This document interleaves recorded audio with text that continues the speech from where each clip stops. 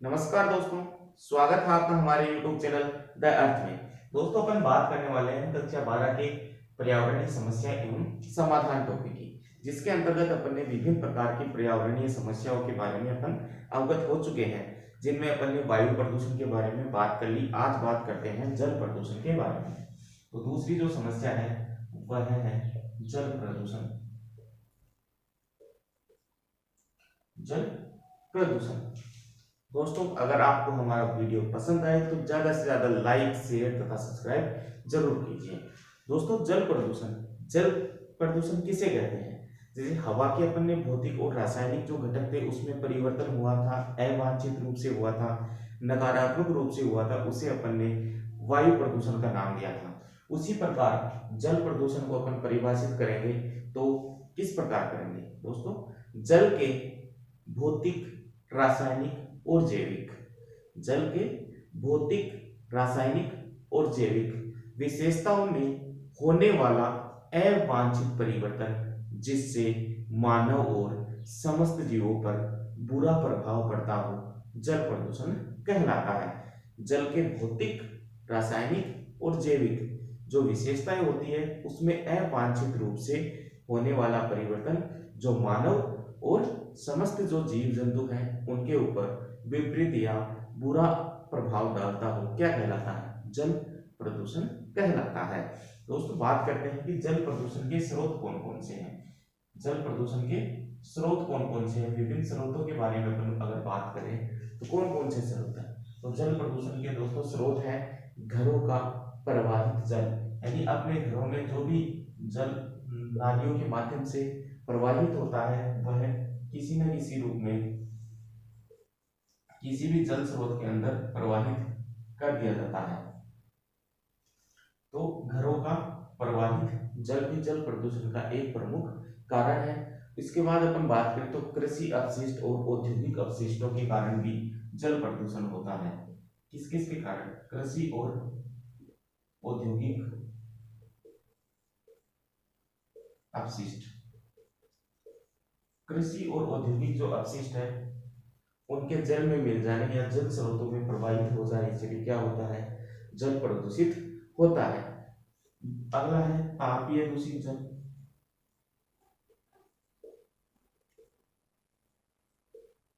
तापीय दूषित जल। अगला है वायुमंडलीय कण या धूल के कण।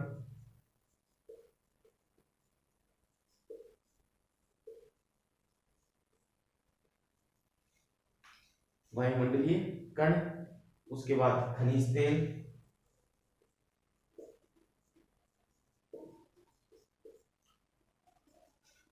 वायुमंडलीय कण, खनिज तेल। उसके बाद अगर बात करें तो जो विभिन्न जीव जंतु है वह मानवीय क्रिया, विभिन्न जीव जंतु वह मानवीय क्रियाएं, ये सभी जो स्रोत हैं वे जल प्रदूषण के प्रमुख स्रोत हैं। घरों में प्रवाहित होने वाला जल, कृषि, औद्योगिक अपशिष्ट, तापीय दूषित जल, वायुमंडलीय कण, खनिज तेल, विभिन्न जीव जंतु व मानवीय क्रियाएं, ये समस्त क्रियाकलाप ऐसे हैं जिनकी वजह से जल प्रदूषित होता है या जल के भौतिक, रासायनिक तथा जैविक जो गुण होते हैं, जो विशेषताएं होती हैं, उनमें ये सभी जो स्रोत हैं वे क्या करते हैं? अवांछित रूप से परिवर्तन करते हैं, जो मानव और विभिन्न प्रकार के जीव जंतुओं के जीवन पर विपरीत असर डालता है। तो ये थे जल प्रदूषण के स्रोत। अब बात करते हैं कि जल प्रदूषण के दुष्प्रभाव क्या है, यानी जल प्रदूषण के दुष्परिणाम या दुष्प्रभाव। जल प्रदूषण के दुष्प्रभाव कौन कौन से हैं उनके बारे में अपन बात करते हैं। तो दोस्तों, जल प्रदूषण के जो दुष्प्रभाव हैं उनमें प्रदूषित जल से जो विषाक्त पदार्थ, प्रदूषित जल में विषाक्त पदार्थों के मिलने से अनेक प्रकार की बीमारियां होने लगती है। यानी जो जल है वह प्रदूषित हो जाता है तो अनेक प्रकार की जो बीमारियां होती है वे मानव या जीव जंतु में होने लगती है। अनेक बीमारियां क्या होने लगती है? अनेक प्रकार की बीमारियां हैं वह फैलने लगती है। अगर बात करें कि प्रदूषित जल से कौन कौन सी बीमारियां होती है, कई बार छोटा क्वेश्चन पूछ लेता है कि प्रदूषित जल से होने वाली बीमारियां कौन कौन सी है, तो इसके अंदर आता है हैजा, पीलिया। ये दोनों जो बीमारियां हैं मुख्य रूप से किससे होती है, प्रदूषित जल से होने वाली बीमारियां हैं। क्वेश्चन पूछ सकता है प्रदूषित जल से कौन कौन सी बीमारियां होती है। इसके बाद अगर हम बात करें तो वर्तमान में जो 65% जो रोग है, लगभग 65% जो रोग है वह प्रदूषित जल के द्वारा फैल रहे हैं। किसके द्वारा फैल रहे हैं, 65% जो बीमारियां हैं, 65% रोग जो है वे प्रदूषित जल के कारण हो रहे हैं। अगर बात करें पिछले 30 से 40 वर्षों की, 30 से 40 वर्षों में जल प्रदूषण के कारण लगभग 40% जो सागरीय जीव है वे कम हो गए। पिछले 30-40 सालों में 40% जो सागरीय जीव है वे क्या हो गए, कम हो गए। सागरीय जीव है कम हो गए या नष्ट हो गए। कितने प्रतिशत, 40% जो सागरीय जीव है वे पिछले 30-40 सालों में क्या हो गए हैं, उनकी कमी आई है या वो नष्ट हो गए। तो ये थे जल प्रदूषण से होने वाले दुष्प्रभाव। अनेक प्रकार की बीमारियां हैं, क्योंकि प्रदूषित जल में विषाक्त जो पदार्थ है उनकी मात्रा बढ़ जाने से अनेक प्रकार की बीमारियां होती है, जैसे हैजा और पीलिया। अगर बात करें कि लगभग जो 65% जो रोग हैं वो प्रदूषित जल के द्वारा फैल रहे हैं, और पिछले 30-40 सालों के अंदर देखा जाए तो 40% जो सागरीय जीव है वे नष्ट हो चुके हैं या उनमें 40% की कमी आई है। तो ये थे दुष्प्रभाव। अब बात करें कि इनसे बचने के कौन कौन से उपाय हैं। तो जल प्रदूषण से बचने के कौन कौन से उपाय हैं, तो दोस्तों जल प्रदूषण से के बचने के उपाय में सभी नगरों में सीवरेज का शोधन संयंत्रों की जो है स्थापना की जानी चाहिए। सीवरेज के जो शोधन संयंत्र है उनकी स्थापना की जाए, यानी उनके जल को शुद्ध करने की जो यंत्र है उनको स्थापित किया जाना चाहिए। औद्योगिक जो अपशिष्ट युक्त जो जल है उनका भी पुनः शोधन होना चाहिए, यानी जो उद्योगों से निकलने वाला जो अपशिष्ट जो जल है उसका भी पुनः शोधन किया जाना चाहिए। उसके बाद बात करें तो मृत पशुओं व शवों को जल स्रोतों में विसर्जित करने पर रोक लगाई जानी चाहिए या उसकी रोकथाम की जानी चाहिए। उसके बाद बात करें तो रासायनिक कृषि उत्पादों के स्थान पर जैविक कृषि को बढ़ावा दिया जाना चाहिए। तो ये थे जल प्रदूषण को कम करने के उपाय। सभी नगरों में सीवरेज जो शोधन संयंत्रों की क्या की जानी चाहिए, स्थापना की जानी चाहिए। उसके बाद औद्योगिक जो अपशिष्ट युक्त जो जल है उसको पुनः शोधन किया जाना चाहिए। मृत पशुओं और शवों का जो प्रवाहित उनको विसर्जित करने का जो काम है वह जल स्रोतों में नहीं करना चाहिए। रासायनिक कृषि की जगह जैविक कृषि को महत्व दिया जाना चाहिए। ये सभी जल प्रदूषण से बचाव के उपाय हैं।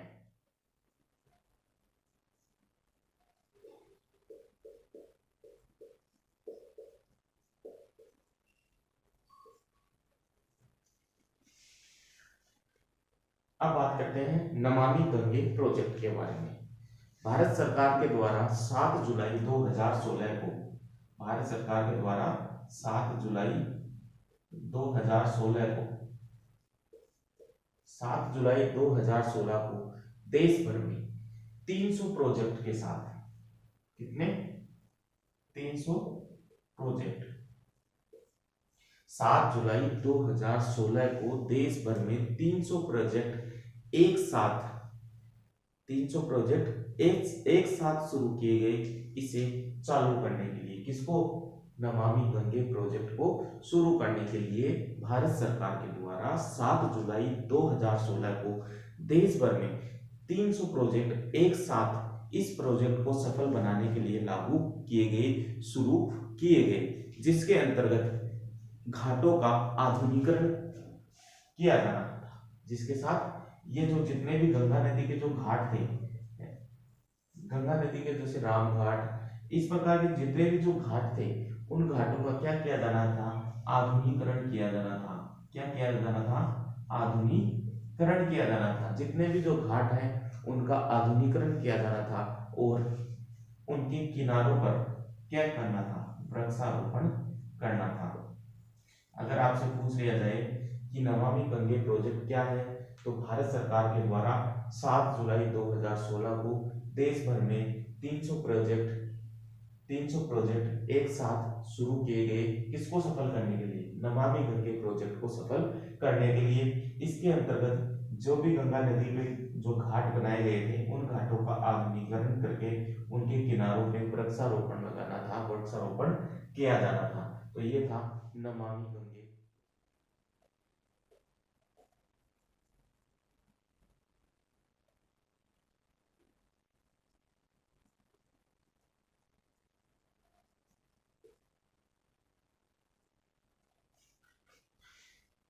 अब बात करते हैं दोस्तों ध्वनि प्रदूषण के बारे में, कि ध्वनि प्रदूषण किस प्रकार से होता है। दोस्तों नाम से ही स्पष्ट है कि ध्वनि यानी अपने द्वारा जो लाउड स्पीकर कोई भी किसी भी प्रकार की ध्वनि है उसकी अत्यधिक मात्रा में प्रवाहित करने से, उनको अत्यधिक मात्रा में संचारित करने से होने वाला जो प्रदूषण है वह ध्वनि प्रदूषण की श्रेणी में रखा जाता है। दोस्तों इसमें अपन को सामान्यतः जिन बातों का ध्यान रखना है उन बातों पे अपन चर्चा कर लेते हैं। कि सामान्यतः लगभग 80 डेसिबल कि सामान्यतः 80 डेसिबल से अधिक की सभी ध्वनियों को ध्वनि प्रदूषण के अंतर्गत रखा जाता है। दोस्तों डेसिबल है वो ध्वनि की तीव्रता को मापने की एक इकाई है। ध्वनि की तीव्रता को मापने की क्या है, एक इकाई है। कौन सी, डेसिबल। तो दोस्तों ध्वनि प्रदूषण में माना जाता है कि सामान्यतः 80 डेसिबल से अधिक जो सभी ध्वनियां हैं वे ध्वनि प्रदूषण के अंतर्गत रखी जाती है, ध्वनि प्रदूषण के अंतर्गत मानी जाती है। तो मतलब सामान्य जो ध्वनि है वह 80 डेसिबल को माना जाता है। अम्लीय वर्षा के बारे में दोस्तों, अम्लीय वर्षा क्या होती है कि वर्षा के जल के साथ ऐसे तत्व मिल जाते हैं जो उस जल की अम्लीयता को बढ़ा देते हैं, उस जल की अम्लीयता को बढ़ा देते हैं। और जब वे वर्षा के जल के साथ पृथ्वी पर आते हैं, पर्यावरण में आते हैं, तो वे अपने पर्यावरण में अपना विपरीत असर दिखाते हैं।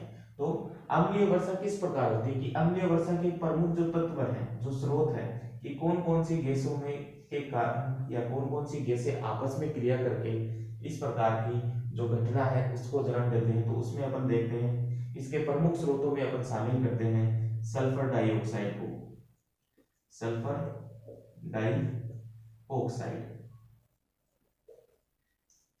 सल्फर डाइऑक्साइड प्रमुख है। इसके बाद बात करें तो क्लोरीन, नाइट्रोजन की ऑक्साइड,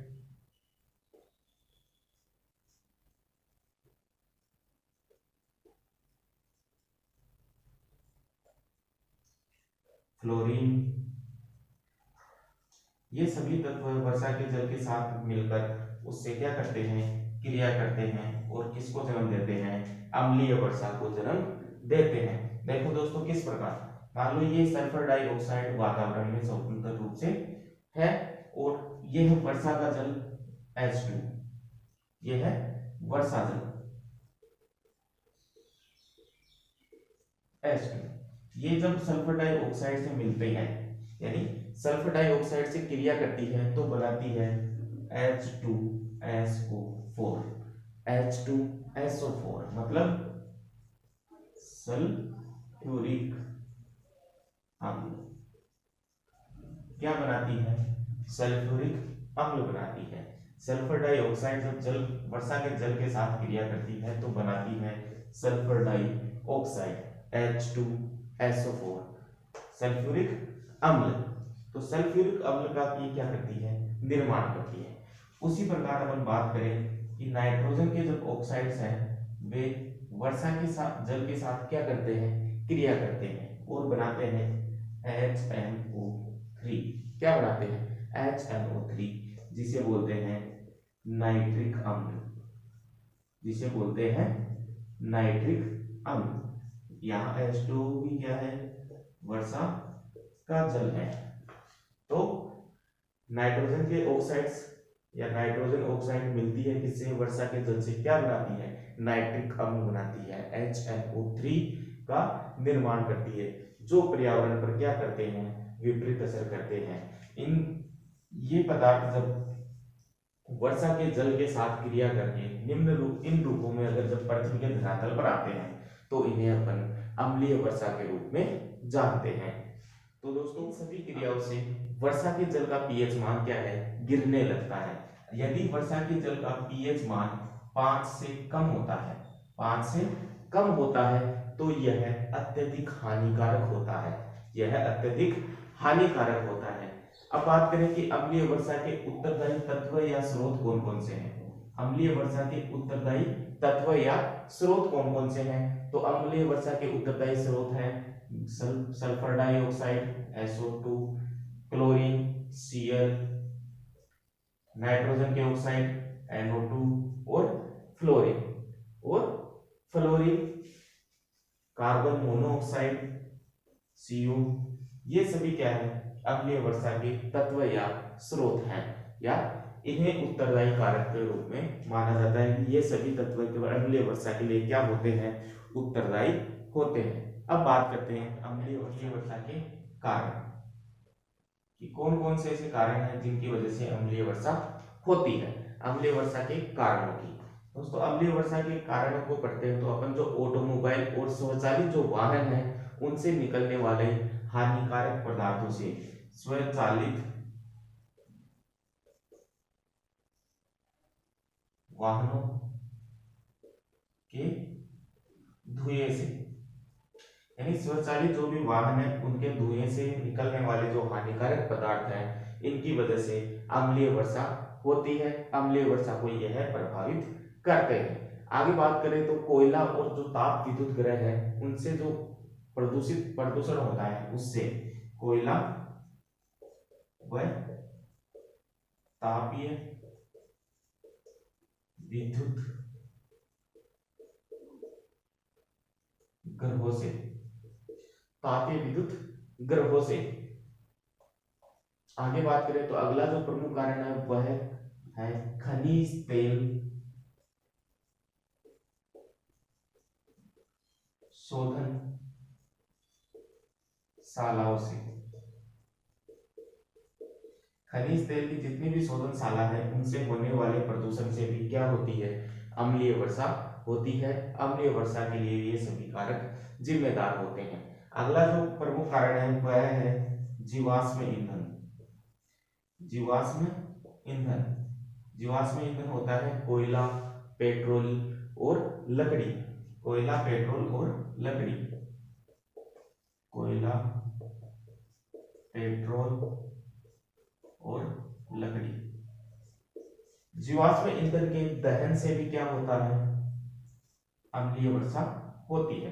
तो ये अम्लीय वर्षा के प्रमुख कारण हैं। स्वचालित वाहनों के धुएं से, कोयला व तापीय विद्युत ग्रहों से, खनिज तेल की शोधनशालाओं से, जीवाश्म ईंधन के दहन से जैसे कोयला, पेट्रोल और लकड़ी को जलाने से क्या होती है, प्राय अम्लीय वर्षा होती है या अम्लीय वर्षा को बढ़ावा देते हैं। अम्लीय वर्षा के प्रभाव की कि अम्लीय वर्षा से वातावरण तथा प्रकृति में क्या क्या प्रभाव देखने को मिलते हैं। तो दोस्तों अम्लीय वर्षा से मिट्टी की जो अम्लीयता है वह बढ़ने लगती है। मिट्टी की अम्लीयता क्या होती है, बढ़ने लगती है। मिट्टी की अम्लीयता बढ़ने लगती है जिससे मिट्टी में क्या होते हैं, पोषक तत्व व खनिज नष्ट हो जाते हैं। क्या होता है, पोषक तत्व नष्ट और खनिज नष्ट हो जाते हैं। यानी मिट्टी की अम्लीयता बढ़ती है जिससे पोषक तत्व भी क्या हो जाते हैं, नष्ट हो जाते हैं और खनिज भी नष्ट हो जाते हैं। अगर आगे बात करें कि दूसरा महत्वपूर्ण प्रभाव क्या है, तो इससे पेयजल के जो भी भंडार है, जो भी तालाब है, नदियां हैं, उनका जो जल है वह क्या हो जाता है, दूषित हो जाता है। तो पेयजल के स्रोत या भंडार दूषित हो जाते हैं। क्या हो जाते हैं, दूषित हो जाते हैं। पेयजल के जो भी भंडार है, जो भी स्रोत है, वे क्या हो जाते हैं, दूषित हो जाते हैं। किससे, अम्लीय वर्षा के कारण। आगे बात करें तो मानव में श्वसन और त्वचा संबंधी जो भी समस्याएं हैं, बीमारियां हैं, वे भी क्या होती है, अम्लीय वर्षा के कारण बढ़ने लगती है। तो मानव में श्वसन व त्वचा, मानव में श्वसन व त्वचा संबंधी बीमारियां, मानव में त्वचा व श्वसन संबंधी जो बीमारियां हैं वे क्या होती है, बढ़ने लगती है। और वृक्षों की जो जैविक प्रक्रियाएं हैं, वृक्षों की जैविक प्रक्रियाएं हैं वे क्या बढ़ जाती है, मंद पड़ जाती है। तो अगला दुष्प्रभाव या अगला जो प्रभाव है वह है वृक्षों की जैविक प्रक्रियाएं मंद पड़ जाती है, मंद पड़ जाती है। वृक्षों की जो जैविक प्रक्रियाएं हैं वे भी क्या होने लग जाती है, मंद पड़ने लग जाती है। और जैसे पत्थर तथा संगमरमर का भी क्षरण होना या नुकसान होना शुरू हो जाता है। पत्थर या संगमरमर का क्षरण होने लगता है, पत्थर या संगमरमर का क्षरण होना भी क्या हो जाता है, शुरू हो जाता है। तो दोस्तों ये थे अम्लीय वर्षा के प्रभाव। इससे मिट्टी की अम्लीयता बढ़ जाती है, जिससे मिट्टी के जो पोषक तत्व है और खनिज है वे क्या हो जाते हैं, नष्ट हो जाते हैं।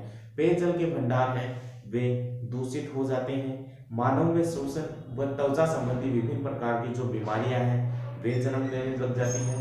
वृक्षों की जो जैविक प्रक्रियाएं हैं वे भी क्या पड़ जाती है, मंद पड़ जाती है, जिससे इनके जो संसाधन हैं उन पे प्रतिकूल क्या पड़ता है, प्रभाव पड़ता है। इसके बाद पत्थर और संगमरमर इनकी क्या होने लग जाता है, क्षरण होने लग जाता है, यानी धीरे धीरे इनका क्या होने लग जाता है, नुकसान होने लग जाता है, इनको हानि होने लग जाती है। जैसे आगरा को जो ताजमहल है अम्लीय वर्षा होने से वह धीरे धीरे धुंधला पड़ता जा रहा है, पीलापन वह लेता जा रहा है। तो ये सभी थे अम्लीय वर्षा के प्रभाव या दुष्प्रभाव। अगर बात करें कि इन दुष्प्रभाव से किस प्रकार बचा जा सकता है, तो दोस्तों सल्फर डाइऑक्साइड और नाइट्रोजन के जो ऑक्साइड है उसके उत्सर्जन पर अपन को क्या करना पड़ेगा, नियंत्रण करना पड़ेगा। यानी सल्फर डाइऑक्साइड और नाइट्रोजन ऑक्साइड के उत्सर्जन पर अपन को रोक या नियंत्रण करना पड़ेगा। इसके बाद बात करें इसके रोकथाम के उपायों में, तो गैर ऊर्जा के जो गैर ऊर्जा या गैर परंपरागत ऊर्जा के जो स्रोत हैं उनको अपन को बढ़ावा दिया जाना चाहिए। जैसे सौर ऊर्जा, पवन ऊर्जा, इन सभी के ऊपर अपन को क्या दिया जाना चाहिए, इनके उत्पादन पर बल दिया जाना चाहिए, इनके उपयोग पर क्या दिया जाना चाहिए, बल दिया जाना चाहिए। इसके बाद स्वचालित वाहनों की समय समय पर प्रदूषण की जांच है वह भी की जानी चाहिए कि उन गाड़ी मोटरों के द्वारा प्रदूषण कितने स्तर पर किया जा रहा है, तो उनके प्रदूषण की जांच की जानी चाहिए। अम्लीय वर्षा से जो प्रभावित जल और मिट्टी, उसकी अम्लीयता को समाप्त करने के लिए जल तथा मिट्टी में चूने का प्रयोग है उसकी मात्रा को बढ़ाना चाहिए, यानी चूने का उपयोग उन क्षेत्रों में किया जाना चाहिए जहां अम्लीय वर्षा के कारण मिट्टी की जो उत्पादन क्षमता है, उर्वरक क्षमता है जो प्रभावित हुई है, उन क्षेत्रों में चूने का उपयोग करके मिट्टी की उर्वरक क्षमता को बचा सकते हैं, उसको सही कर सकते हैं। तो दोस्तों ये थी अम्लीय वर्षा और अम्लीय वर्षा के कारण और प्रभाव तथा उसके समाधान के विभिन्न प्रकार के उपाय। दोस्तों आज के लिए इतना ही। आगे की क्लास में अपन आगे के बारे में पढ़ेंगे कि क्या होते हैं ग्रीन हाउस प्रभाव, क्या है ग्लोबल वार्मिंग, क्या है, इन सब के बारे में आगे अपन अध्ययन करेंगे। अगर आपको हमारा वीडियो पसंद आए तो ज्यादा से ज्यादा लाइक, शेयर तथा सब्सक्राइब जरूर कीजिए। धन्यवाद। जय हिंद, जय भारत।